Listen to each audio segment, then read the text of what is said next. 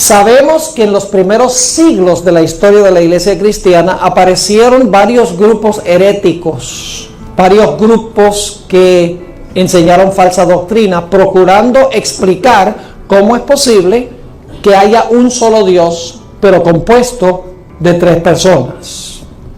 Quiero mencionar al comienzo tres de estas herejías que surgieron en la iglesia con el fin de tratar de explicar cómo es posible que el Padre es Dios, el Hijo es Dios y el Espíritu Santo es Dios.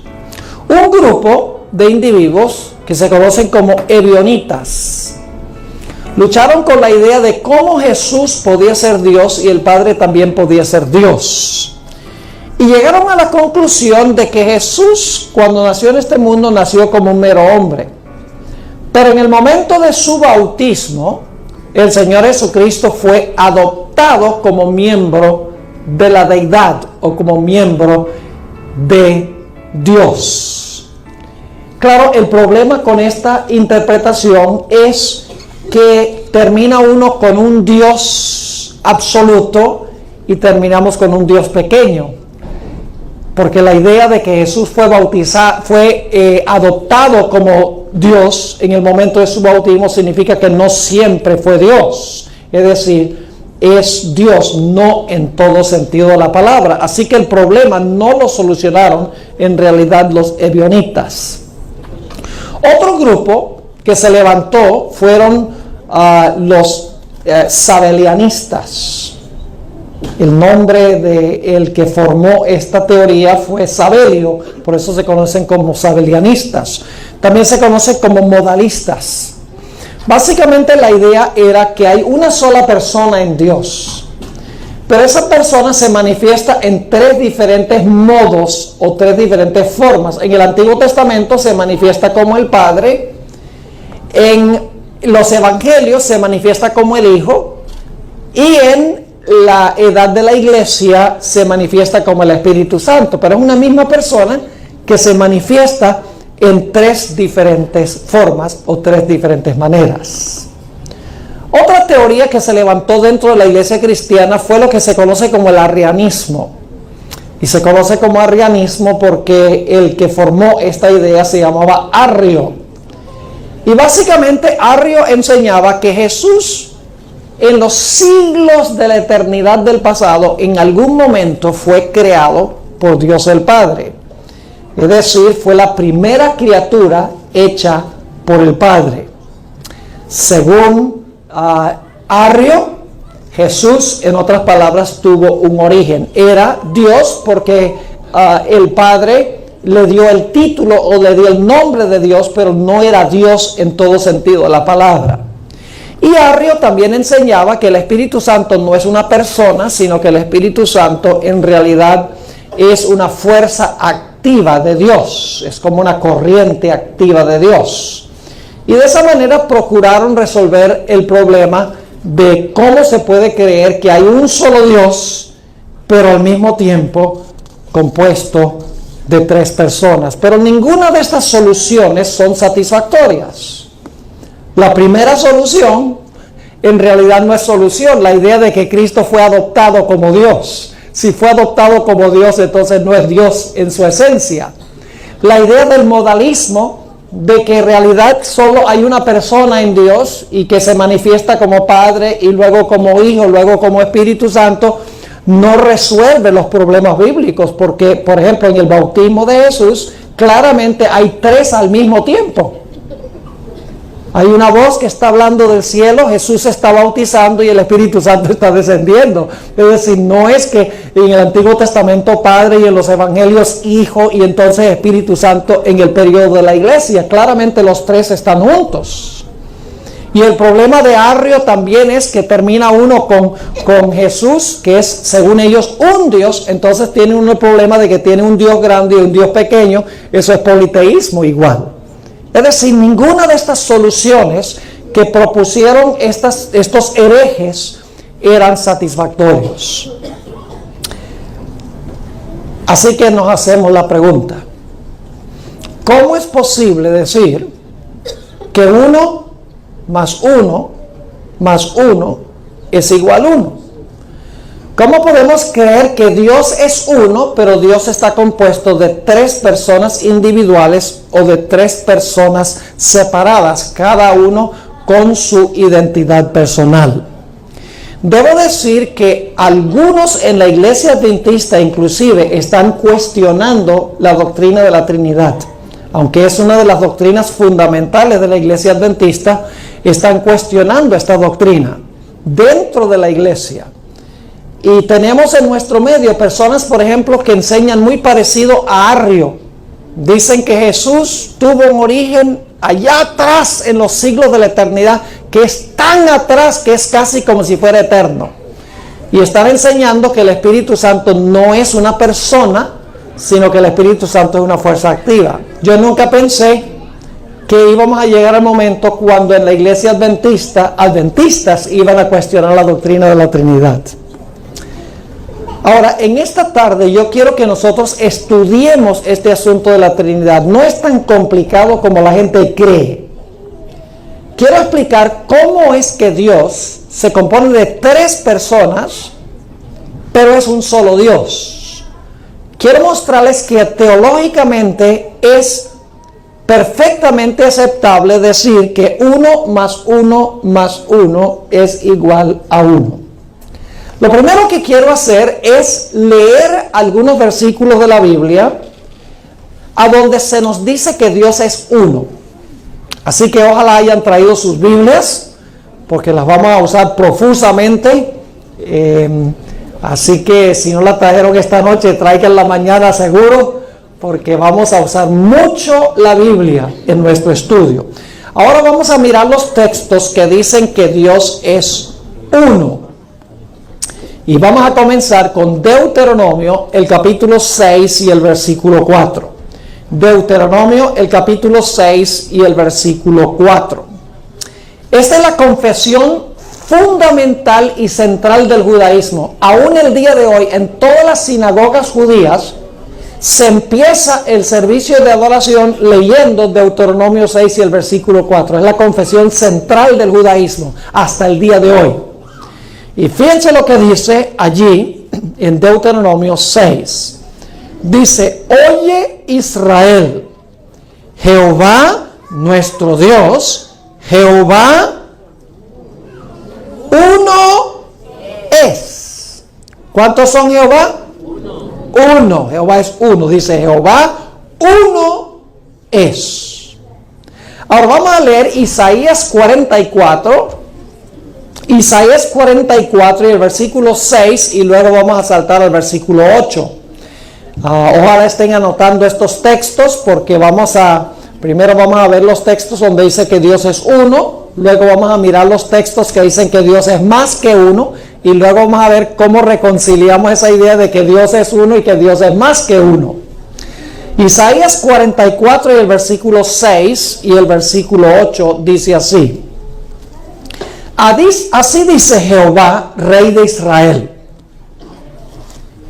y su Redentor, Jehová de los ejércitos. Ahora, yo no sé si ustedes notan algo interesante en este versículo. Este versículo dice que hay 2 Jehová. ¿Lo captaron o no lo captaron? Dice, así dice Jehová, Rey de Israel, ¿y qué? Y su Redentor, Jehová de los ejércitos. ¿Cuántos Jehová tenemos allí? Hay 2. El que está hablando, Rey de Israel, Jehová, Rey de Israel, y su Redentor, Jehová de los ejércitos. Ahora noten lo que dice: yo soy el primero y yo soy el postrero, y fuera de mí no hay Dios. Versículo 7. ¿Y quién proclamará lo venidero? Lo declarará y lo pondrá en orden delante de mí, como hago yo desde que establecí el pueblo antiguo. No temáis ni os amedrentéis. No te lo hice oír desde la eternidad, desde la antigüedad, y te lo dije. Luego vosotros sois mis testigos. No hay Dios sino yo. No hay fuerte, no conozco ninguno. Ahora, si ustedes leen el contexto de estos versículos, al igual que Isaías 45, que vamos a leer en un momento. El énfasis aquí es que está contrastando al Dios verdadero con los dioses falsos. Ese es el contexto. Dios está diciendo, ¿ustedes conocen algún Dios que es el creador del cielo y la tierra? ¿Ustedes conocen algún Dios que es el redentor? Dice, yo no conozco ninguno, yo soy el único. Es decir, el contraste es entre el Dios verdadero, creador y redentor, y los dioses falsos de las naciones paganas. Vamos a Isaías 45, 21 y 22. Isaías 45 y el versículo 21 y el versículo 22. Nuevamente la idea de que Dios es uno. Dice allí en Isaías 45, 21, proclamad y hacedlos acercarse y entren todos en consulta. ¿Quién hizo oír esto desde el principio?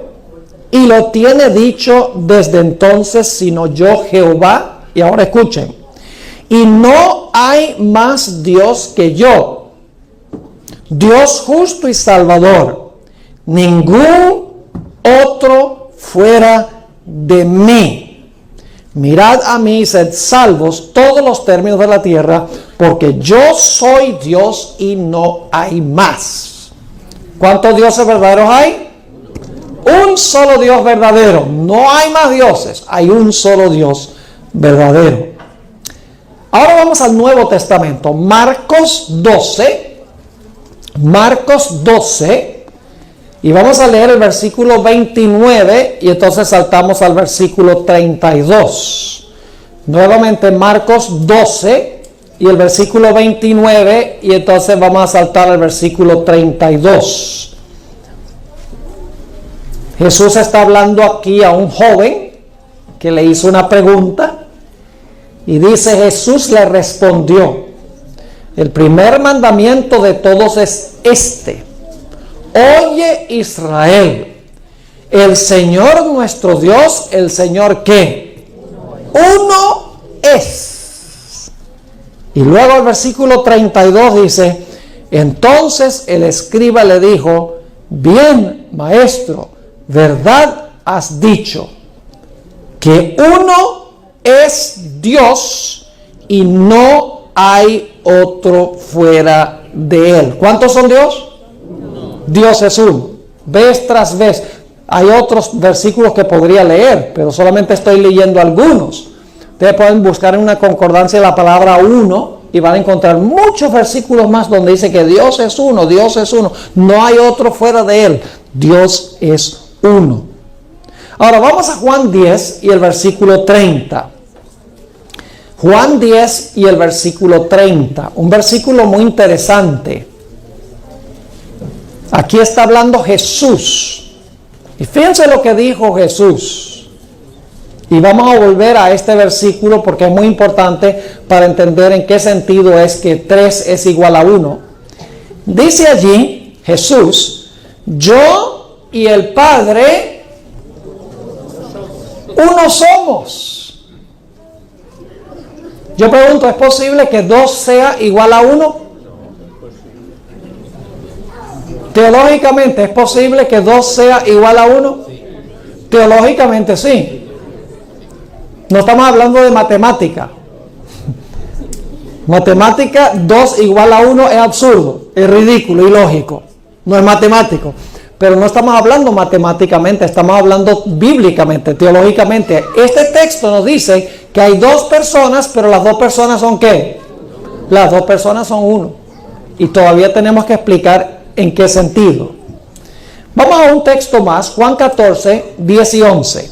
Solo unos 4 capítulos más adelante, Juan 14 y el versículo 10 y el versículo 11. Es muy interesante este pasaje.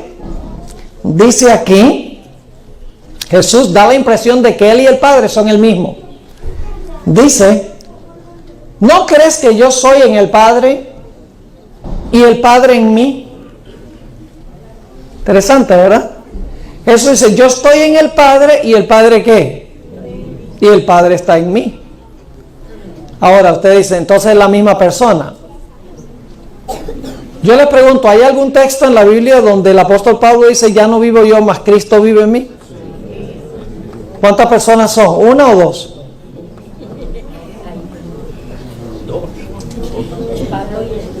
Son, cuando yo digo que Cristo vive en mí, ¿cuántas personas están involucradas? Dos. Pero la Biblia lo describe como si fuera ¿qué?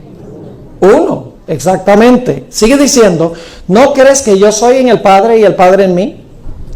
Las palabras que yo os hablo, no las hablo por mi propia cuenta, sino que el Padre, ahora escuchen bien, que mora en mí, Él hace las obras. ¿A dónde moraba el Padre? En Jesús. ¿Son la misma persona? ¿Son la misma persona? No son la misma persona. Son dos personas. Pero el Padre moraba en ¿quién? Moraba en Jesús. Yo pregunto, ¿es posible que Jesús more en mí? ¿Sí? ¿Y cuántas personas son cuando Jesús mora en mí? Son dos, ¿verdad? Pero en otro sentido son ¿qué? Son una persona o uno. Ahora, noten lo que dice el versículo 11. Creedme que yo soy en el Padre y el Padre en mí.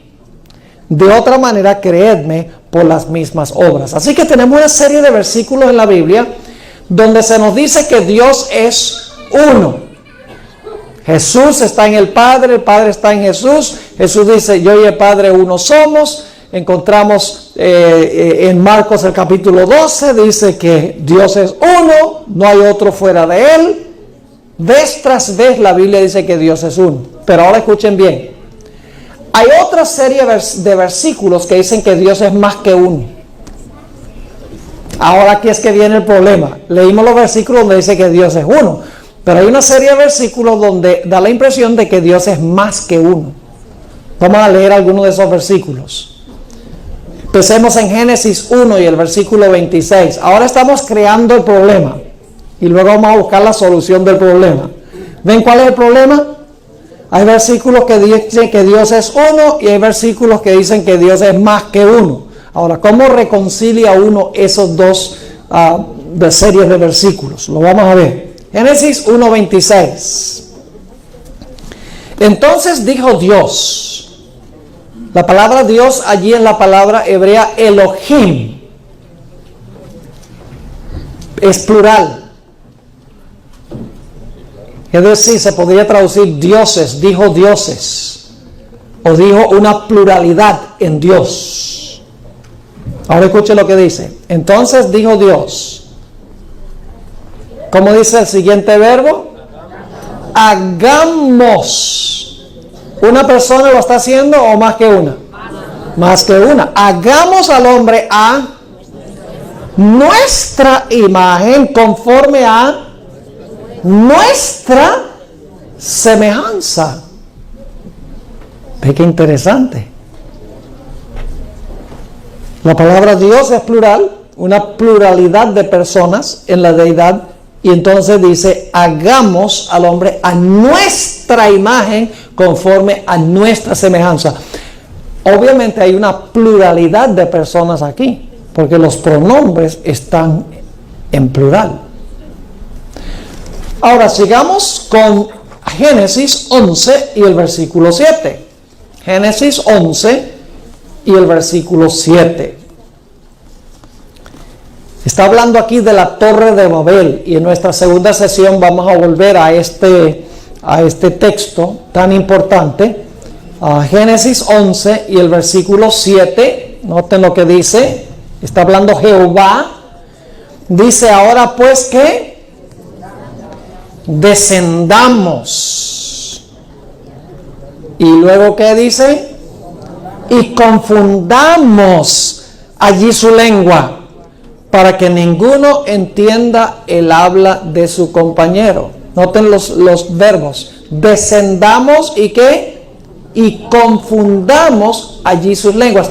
Y luego si leen el versículo 8 dice, así los esparció Jehová sobre la faz de la tierra. Es decir, Jehová fue el que hizo esto. Pero habla en plural, dice, descendamos y confundamos allí sus lenguas. Obviamente es más que una sola persona. Ahora, noten lo que dice en Isaías 61 y el versículo 1. Isaías 61 y el versículo 1. Quiero que noten que hay aquí tres personas. Dice en Isaías 61 y el versículo 1, aquí está hablando Jesús proféticamente. Esto es la voz de Jesús hablando en el Antiguo Testamento, una profecía. Dice: el Espíritu, ahí está uno, de Jehová el Señor, dos, está sobre mí. ¿Cuántos hay? Jesús comenzó su ministerio con este versículo. Lo pueden leer en Lucas 4, 18 y 19. Cuando Jesús comenzó su ministerio, el Señor Jesucristo citó esto y dijo: esas son palabras mías. Así que dice: el Espíritu, número 1, de Jehová el Señor, 2, está sobre mí. Ahora vamos a Isaías 48, 16. Isaías 48 y el versículo 16. Nuevamente encontramos tres. Isaías 48, 16 dice: acercaos a mí, oíd esto. Desde el principio no hablé en secreto. Desde que eso se hizo, allí estaba yo. Y ahora escuchen bien. Y ahora ahí está la primera persona, envió ¿quién? Jehová el Señor, ahí hay dos, y su Espíritu. ¿Cuántos hay? Tres. Nuevamente tenemos tres. Noten Isaías 63, 9 y 10. Estamos leyendo los versículos donde dice que Dios es más que uno. Isaías 63 y el versículo 9 y el versículo 10. Muy interesante este texto. ¿Saben ustedes quién es el ángel de Jehová en el Antiguo Testamento? ¿Saben quién es el ángel de Jehová? El ángel de Jehová es el mismo Jehová, es Cristo Jesús. Ahora, no me entiendan mal. Jesús no era un ángel común y corriente creado por Dios. Se le llama el ángel de Jehová, pero es eterno Dios. No creemos como los testigos de Jehová que dicen que Jesús fue un ángel que creó Dios el Padre en los siglos de la eternidad. No, nosotros creemos que Jesús se le presenta en el Antiguo Testamento como el ángel de Jehová, pero es eterno Dios. Sencillamente la palabra ángel significa mensajero. Es el mensajero del Padre. A través de todo el Antiguo Testamento, el mensajero del Padre es Jesús. Es el emisario del Padre en la tierra. Ahora fíjense lo que dice Isaías 63, 9 y 10. En toda angustia de ellos, él, ahí está el primero, él fue angustiado. Ese es Dios el Padre. Y el ángel de su faz los salvó. ¿Cuántos van? Dos. Dice, él fue angustiado. Luego dice, y el ángel de su faz los salvó. En su amor y en su clemencia los redimió. Y los trajo y los levantó todos los días de la antigüedad. Y ahora escuchen bien. Mas ellos fueron rebeldes e hicieron enojar su Santo Espíritu, por lo cual se les volvió enemigo. Él mismo peleó contra ellos. ¿Cuántos tenemos aquí? Tenemos tres. Él fue angustiado, el ángel de su faz y su Santo Espíritu. Nuevamente tenemos tres. Ahora vamos al Nuevo Testamento. El Nuevo Testamento claramente presenta que hay tres. Vamos a Mateo 3, 16 y 17. Mateo 3, 16 y 17. Y la razón por la cual estoy leyendo todos estos versículos es porque la única forma de tratar este problema es bíblicamente. Cuando nosotros tengamos que lidiar, y créanme que los vientos van a soplar para este lado, si el problema no ha llegado, el problema va a llegar. Y necesitamos poder explicar este asunto con la Biblia. Por eso le estoy dando tantos versículos y les voy a explicar estas cosas, porque cuando llegue ustedes van a tener ya una forma de defender la doctrina que la Iglesia Adventista ha tenido por décadas en su teología. Mateo 3, 16 y 17. Ahora escuchen bien. Y Jesús, ahí está la primera persona, después que fue bautizado, subió luego del agua, y he aquí los cielos le fueron abiertos, y vio al Espíritu de Dios, ahí van dos, que descendió como paloma sobre él, y hubo una voz de ¿qué?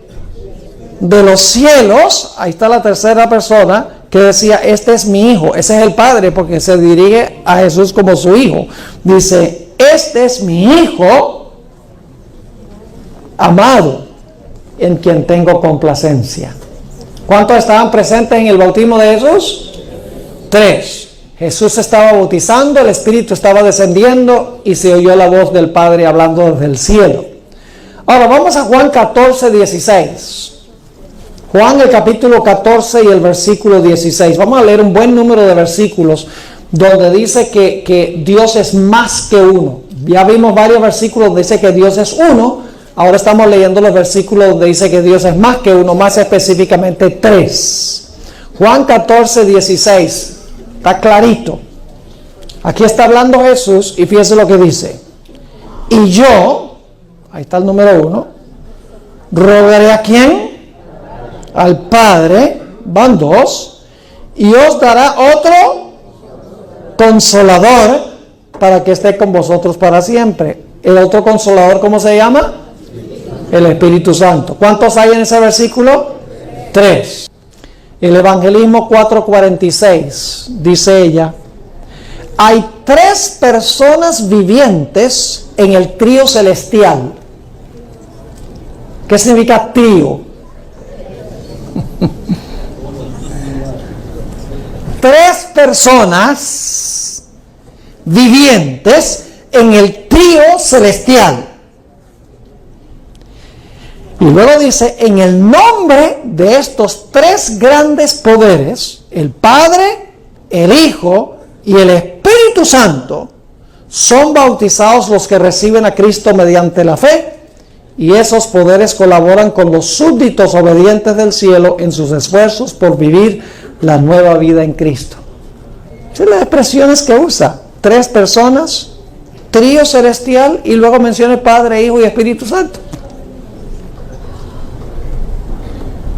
Evangelismo, página 447, dice ella, necesitamos, en cuanto al Espíritu Santo, necesitamos comprender que el Espíritu Santo, que es una persona, así como Dios es persona. ¿Qué es el Espíritu Santo?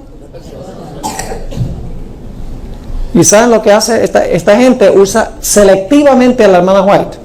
Hay donde ella dice que en el proceso de transmitir la Biblia de una generación a otra, algunos copistas le añadieron algunas cosas queriendo aclarar, y lo que hicieron fue confundir. La hermana White tiene una cita donde dice eso. Entonces dicen, la fórmula bautismal fue unos lugares donde le añadieron. Pero entonces cuando uno encuentra citas de la hermana White, porque yo les voy a leer algunas el martes en la noche, donde la hermana White dice que Jesús le dijo a sus discípulos que bautizaran en el nombre del Padre, del Hijo y del Espíritu Santo, que Jesús dijo esas palabras, entonces ellos no citan esas citas de la hermana White. Hacen un uso selectivo del espíritu de profecía. Las citas que les convienen las usan, y las que no les convienen, claro, las ignoran y no las usan. Nota lo que dice en el libro El Evangelismo, página 448. Dice, el príncipe del poder del mal puede ser mantenido en jaque únicamente por el poder de Dios en la tercera persona de la divinidad, el Espíritu Santo. ¿Qué es el Espíritu Santo? ¿Una tercera qué? Es una tercera persona en la divinidad. Así que podemos concluir nuestro primer estudio en esta noche llegando a algunas conclusiones. Conclusión número 1, el Padre, Hijo y el Espíritu Santo todos son uno.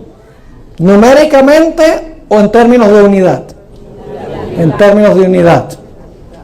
Cada uno tiene su propia personalidad y su propia individualidad. Es decir, 3 es igual a 1, teológicamente. Dios, un ser en 3 personas. Bohr sostiene con firmeza que la Trinidad no es una construcción filosófica griega ni una invención de la teología católica medieval, como algunos críticos aseguran, sino una revelación clara y progresiva de las Escrituras. Según él, la Biblia presenta a un solo Dios en esencia, pero manifestado en 3 personas distintas, el Padre, el Hijo y el Espíritu Santo. Esta unidad en diversidad es un misterio sublime, pero a la vez accesible por medio de la revelación inspirada. En sus exposiciones bíblicas, se remonta al Antiguo Testamento para mostrar que desde el principio hay indicios de la pluralidad dentro de la deidad. Por ejemplo, en Génesis 1:26, cuando Dios dice, «Hagamos al hombre a nuestra imagen», señala que la expresión en plural no es casual. Según él, hay una pluralidad de personas actuando en unidad. Igualmente, en textos como Isaías 6:8, ¿quién irá por nosotros?, se puede notar esa misma expresión de pluralidad dentro de la unidad divina. Jesús, el Hijo Eterno. Una de las áreas que Bohr enfatiza con claridad es la deidad de Jesucristo. En contraposición a doctrinas que sostienen que Jesús fue creado o tuvo un principio en algún momento de la eternidad pasada, el pastor afirma sin titubeos que el Hijo de Dios es eterno, coigual con el Padre y el Espíritu Santo. Jesús no se convirtió en Dios, ni recibió la divinidad por adopción, sino que siempre ha sido plenamente Dios, incluso antes de su encarnación. Cita repetidamente textos como Juan 1:1-3, donde se dice que el Verbo estaba con Dios y el Verbo era Dios, y que todas las cosas por él fueron hechas. Para él, este pasaje deja en claro que Jesús no es un ser creado, sino el Creador mismo, coexistente con el Padre desde la eternidad. En otro texto fundamental, Miqueas 5:2, se habla del Mesías como alguien cuyas salidas son desde el principio, desde los días de la eternidad. El pastor usa esto como evidencia contundente de la eternidad de Cristo. El papel del Padre, sin superioridad ontológica. Respecto al Padre, enseña que Él es plenamente Dios, al igual que el Hijo y el Espíritu. Sin embargo, Bohr es cuidadoso en explicar que, aunque hay una función de liderazgo del Padre dentro del plan de redención, esto no significa que sea superior en esencia o naturaleza. El Padre, el Hijo y el Espíritu Santo son iguales en divinidad, eternidad, poder y gloria. La sumisión del Hijo al Padre es funcional y voluntaria, no ontológica. Es decir, Jesús se somete al Padre en su misión redentora, pero esto no lo hace inferior en ser. Este punto es clave, ya que muchos grupos antitrinitarios malinterpretan la sumisión funcional de Cristo como una señal de inferioridad esencial. Responde con claridad que la sumisión en la deidad es una expresión del amor y la armonía perfectos, no de jerarquía ontológica. El amor verdadero, afirma, implica sumisión voluntaria, y eso se refleja en la relación eterna entre el Padre, el Hijo y el Espíritu Santo. El Espíritu Santo, una persona divina. Una de las áreas más debatidas dentro del cristianismo y, en ocasiones, dentro del mismo adventismo, es la personalidad del Espíritu Santo. El pastor dedica tiempo y esfuerzo en demostrar que el Espíritu Santo no es una mera energía, influencia o fuerza impersonal, sino una persona divina, coeterna y coigual con el Padre y el Hijo. En base a las Escrituras, presenta argumentos sólidos para refutar ideas espiritistas o unitarias que reducen al Espíritu Santo a un principio abstracto.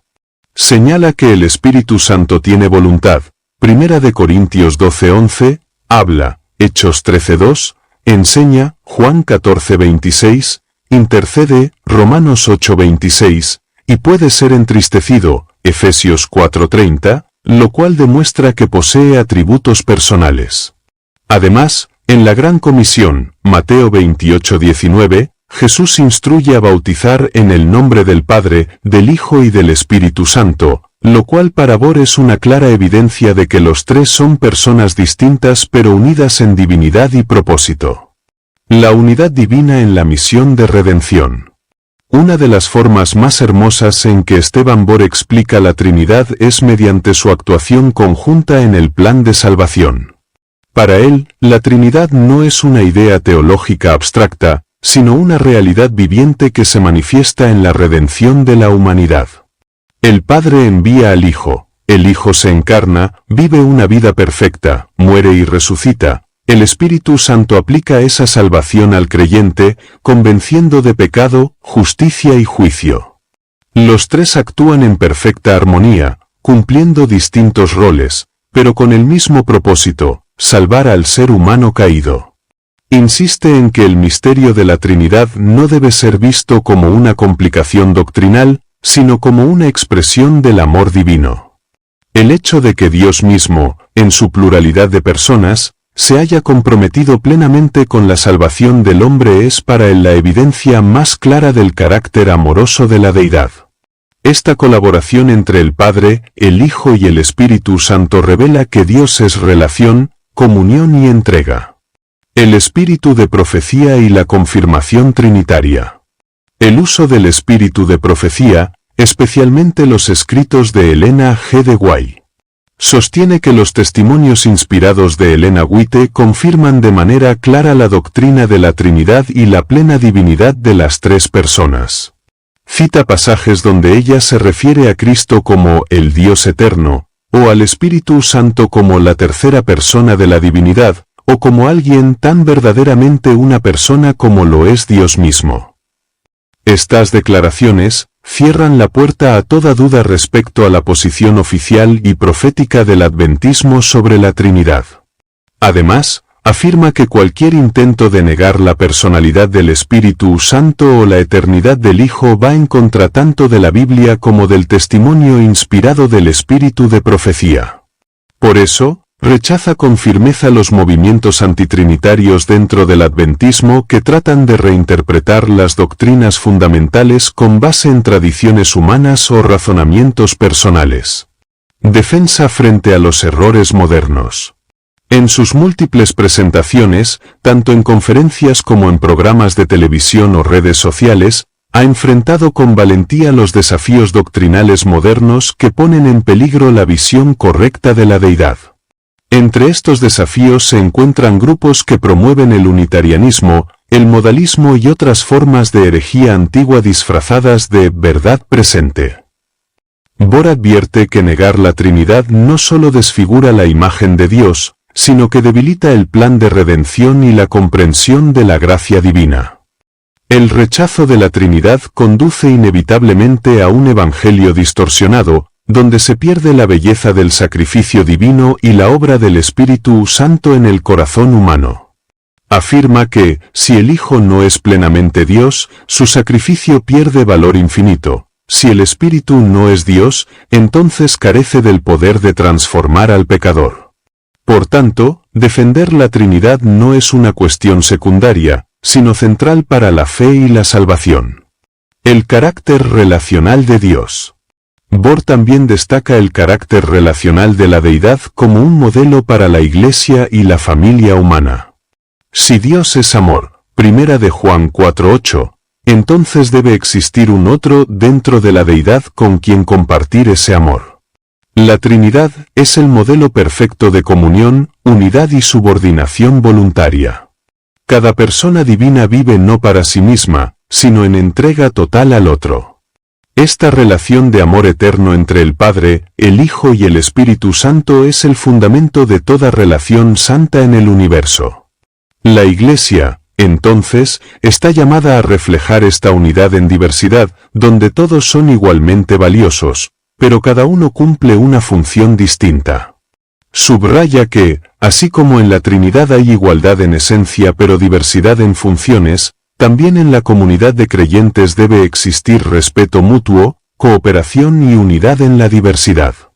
Esta visión trinitaria del ser y del actuar de Dios tiene profundas implicaciones prácticas para la vida cristiana y eclesial. Un llamado a la reverencia, el estudio y la fe. La doctrina de la Trinidad no es un tema que pueda ser abordado con ligereza o presunción. Es un misterio revelado, una verdad sublime que requiere estudio cuidadoso, oración y reverencia. Aunque no podamos comprenderla en su totalidad, podemos aceptarla con fe basada en la revelación bíblica y profética.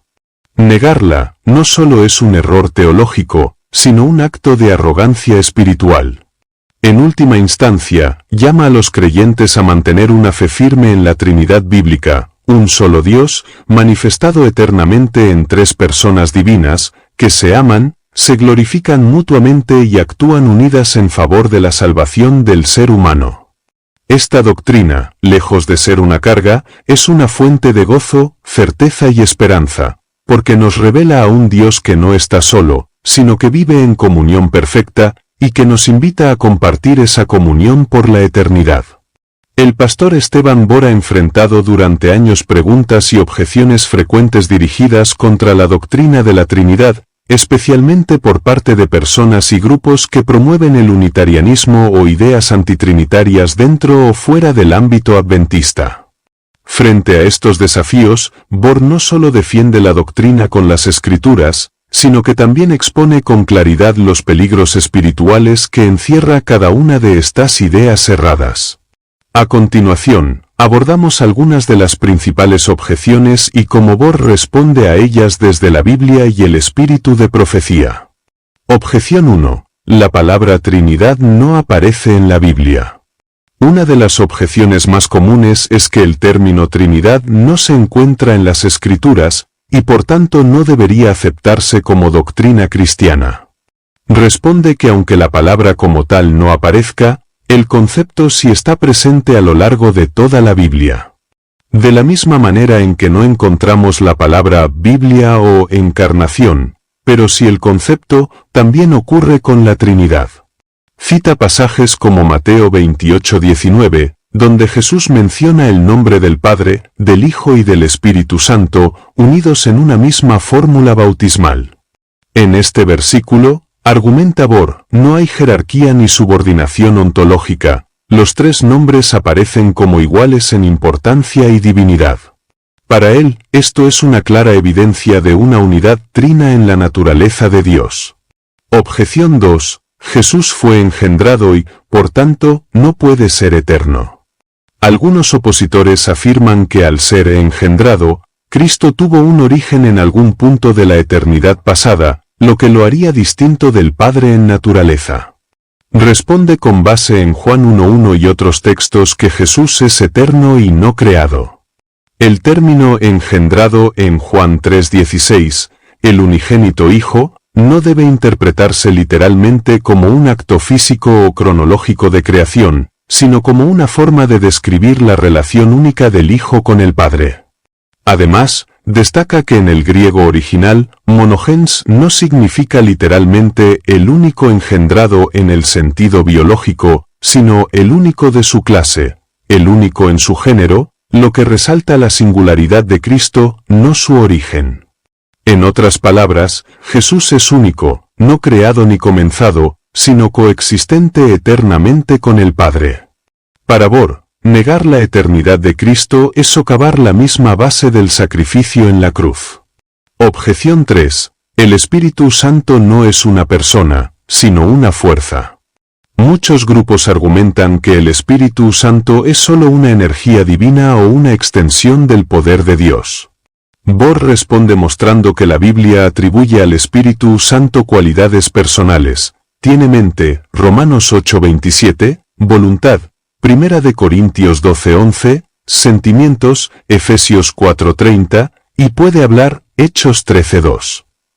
Estos elementos no pueden atribuirse a una fuerza impersonal. Además, subraya que Jesús se refirió al Espíritu Santo como otro consolador, Juan 14:16, usando el término griego aios, que significa otro de la misma clase, lo que implica que el Espíritu es una persona como Jesús. También recuerda que en Juan 16:13, se menciona al Espíritu como quien guía, oye y habla. Para Bor, Negar la personalidad del Espíritu Santo es un camino peligroso que abre la puerta a un Dios impersonal y reduce la experiencia cristiana a un mero esfuerzo humano. Objeción 4. La doctrina de la Trinidad fue inventada por la Iglesia Católica. Esta objeción afirma que la Trinidad fue formulada por la Iglesia Católica siglos después de los apóstoles. Bohr reconoce que el término Trinidad se utilizó más tarde en la historia, pero insiste en que la doctrina ya estaba presente en los escritos apostólicos y en la vida de la Iglesia primitiva. El hecho de que la Iglesia posterior sistematizara la enseñanza no significa que la haya inventado. De hecho, señala que algunos de los credos tempranos como el de Nicea surgieron en respuesta a herejías que negaban la divinidad de Cristo o la personalidad del Espíritu Santo, y su objetivo fue reafirmar lo que la Biblia ya enseñaba. Además, añade que Elena G. White dejó claro que el pueblo de Dios debe tomar su teología de las Escrituras, no de la tradición. Por tanto, si la doctrina trinitaria está en la Biblia, debe ser aceptada, sin importar su historia terminológica. Objeción 5. La Trinidad enseña tres dioses. Algunos opositores acusan a la Trinidad de ser una forma de triteísmo, es decir, de adorar a tres dioses. Bohr refuta con firmeza esta acusación. La Biblia, dice él, es monoteísta, enseña claramente que hay un solo Dios, Deuteronomio 6:4, Isaías 45:5. Sin embargo, ese único Dios se manifiesta en tres personas coeternas y coiguales. Utiliza la analogía bíblica del matrimonio para ilustrar este concepto. Génesis 2:24 dice que el hombre y la mujer serán una sola carne, a pesar de ser dos personas distintas. Del mismo modo, la deidad es una unidad compuesta, tres personas, pero un solo Dios. Esta unidad perfecta es posible por el amor, la voluntad y el propósito eternos que los tres comparten. Para Bohr, no hay contradicción entre la unidad de Dios y su pluralidad personal. Objeción 6. Jesús se sometió al Padre, por tanto es inferior. Otra objeción común se basa en la sumisión funcional de Cristo al Padre durante su encarnación. Según algunos, esto demostraría que el Hijo es inferior en esencia. Bohr rechaza esta conclusión categóricamente. Para él, la sumisión de Jesús al Padre es parte del plan redentor y no implica desigualdad en naturaleza. Cita Filipenses 2:6-8, donde se dice que Cristo, siendo en forma de Dios, se despojó a sí mismo y tomó forma de siervo. Es decir, Jesús no dejó de ser Dios, sino que asumió voluntariamente una función subordinada para salvarnos. Este acto de humildad no reduce su divinidad, sino que la exalta. Bohr enfatiza que esta sumisión fue temporal y voluntaria, y que luego de su ascensión, Cristo retomó su gloria divina. Juan 17:5. Objeción 7. Elena G. de White no era trinitaria. Algunos detractores malinterpretan citas de los primeros años del ministerio de Elena White, donde usaba lenguaje limitado sobre la deidad, y afirman que ella no creía en la Trinidad. Bohr responde mostrando cómo sus escritos posteriores, especialmente desde 1890 en adelante, contienen declaraciones trinitarias explícitas. Entre ellas cita: el Espíritu Santo es una persona, porque da testimonio con nuestro espíritu de que somos hijos de Dios. Evangelismo, página 616. Hay tres personas vivientes en el trío celestial. En el nombre de estos tres grandes poderes el Padre, el Hijo y el Espíritu Santo son bautizados los que reciben a Cristo. Evangelismo, página 615.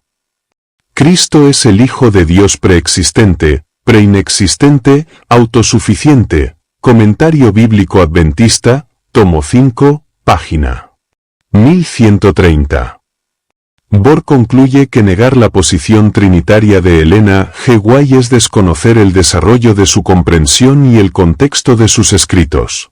La evidencia interna demuestra que ella, iluminada por el Espíritu Santo, afirmó la plena divinidad de cada persona de la deidad. El peligro del antitrinitarismo en el tiempo del fin.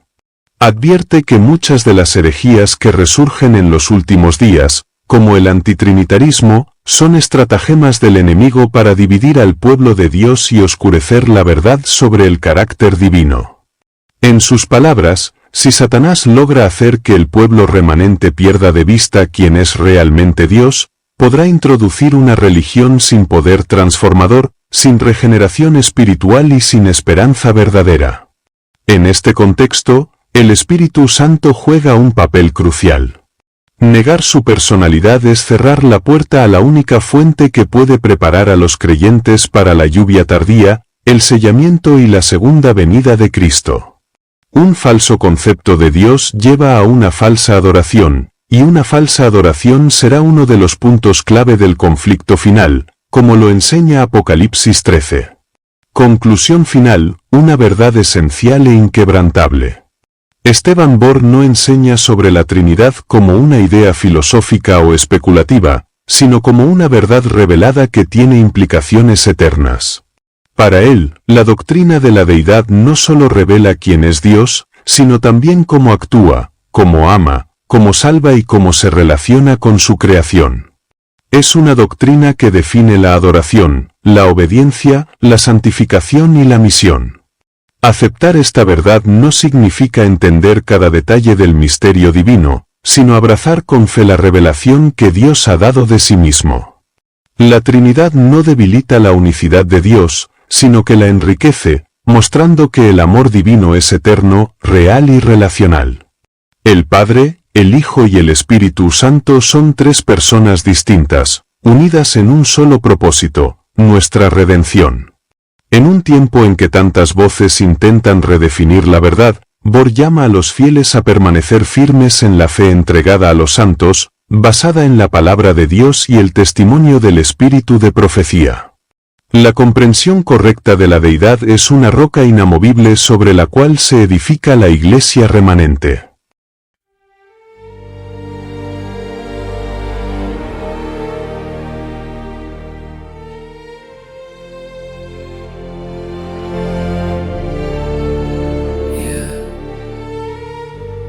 Vértigo de seda, mi calma se queda. Tu piel me provoca, mi alma te toca, mi voz invoca, tu luz sofoca, la noche suspira, mi mente conspira, tu sombra delira, mi calma se vira. Vértigo de seda, mi pecho en caída, tu culpa metida, mi fe rendida. Cada paso te nombra, mi alma en la sombra.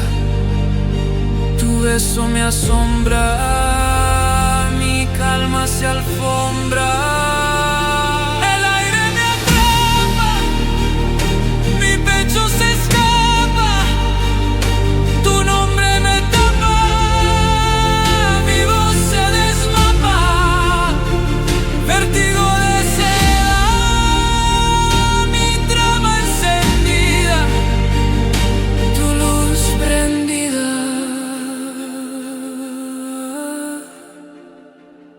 Mi piel vencida.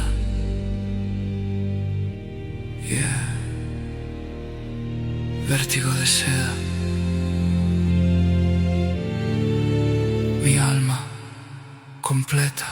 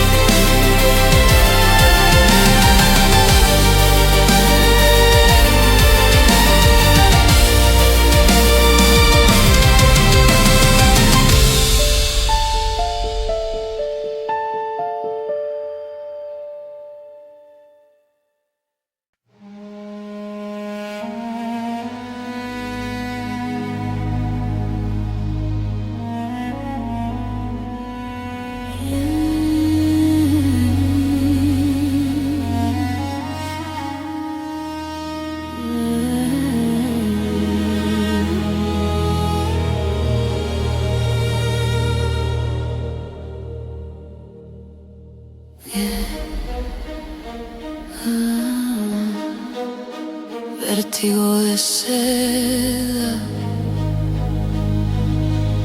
mi calma se queda, tu piel me provoca, mi alma te toca, mi voz invoca tu luz, sofoca, la noche suspira. Mi mente conspira, tu sombra delira, mi calma se vira, vértigo de seda, mi pecho en caída, tu culpa metida, mi fe rendida. Cada paso te nombra, mi alma en la sombra, tu beso me asombra, mi calma se alfombra, el aire me atrapa, mi pecho se escapa, tu nombre me tapa, mi voz se desmapa.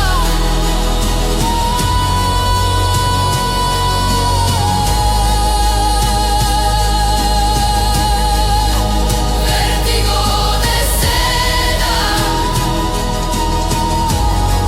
mi trama encendida,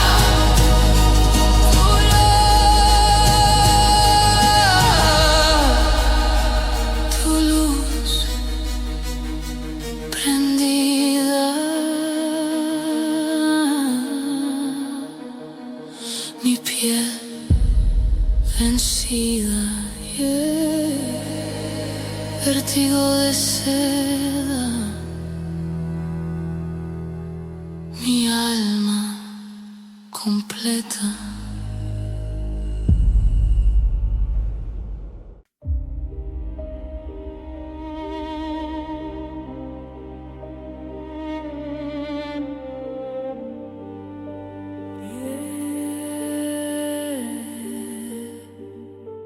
Vértigo de seda, mi calma se queda,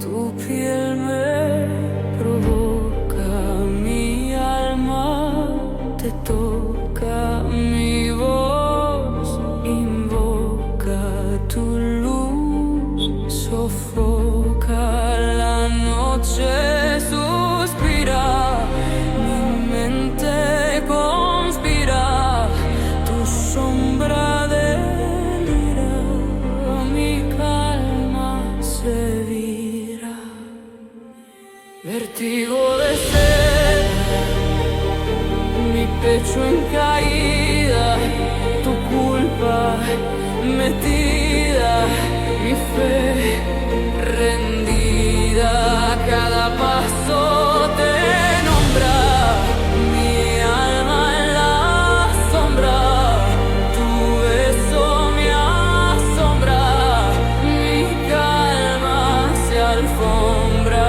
el aire me atrapa, mi pecho se escapa, tu nombre me tapa, mi voz se desmapa.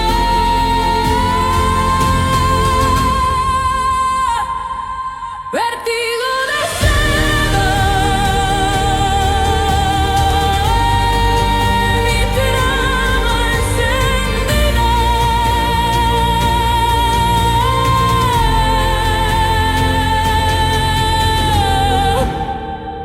tu luz prendida, mi piel vencida.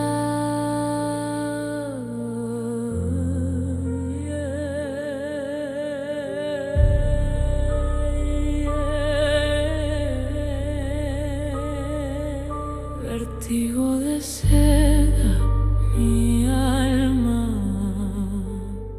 completa.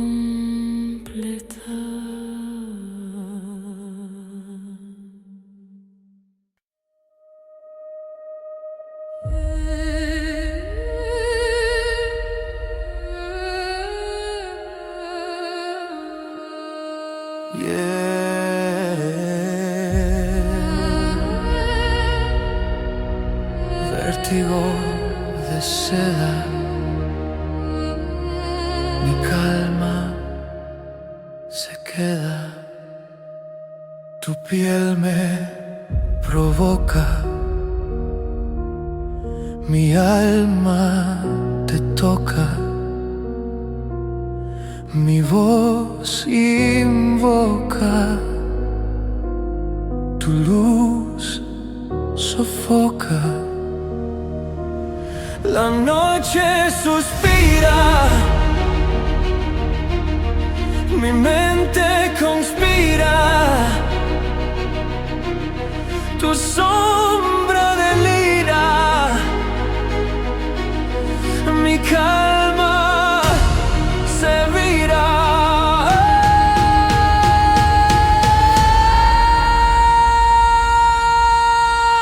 Vértigo de seda, mi pecho en caída, tu culpa metida, mi fe rendida. Cada paso te nombra, mi alma en la sombra, tu beso me asombra, mi calma se alfombra, el aire me atrapa, mi pecho se escapa, tu nombre me tapa, mi voz se desmapa. Vértigo de seda, mi trama encendida, tu luz prendida, mi piel vencida.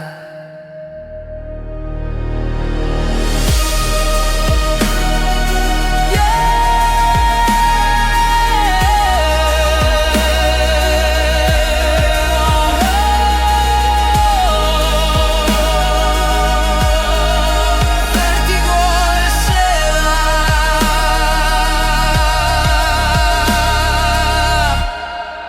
mi alma completa.